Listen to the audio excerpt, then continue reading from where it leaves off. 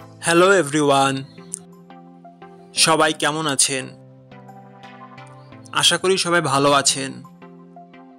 বন্ধুরা, আমরা সবাই জানি যে টাকার রেট ভিন্ন ভিন্ন। মানে কোনো দেশের টাকার রেট বেশি, আবার কোনো দেশের কম।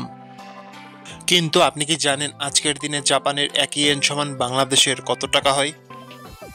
আপনার ধারণা কি ঠিক, নাকি অবাক হওয়ার মতো কোনো চমক আছে? এই ভিডিওটি বিশেষভাবে আপনার জন্য তৈরি, তাই শেষ পর্যন্ত দেখুন। কারণ আপনি যদি নিয়মিত টাকার রেট জানেন, তাহলে অর্থ লেনদেন বা বিদেশ থেকে পাঠানো রেমিটেন্সে লাভবান হতে পারেন।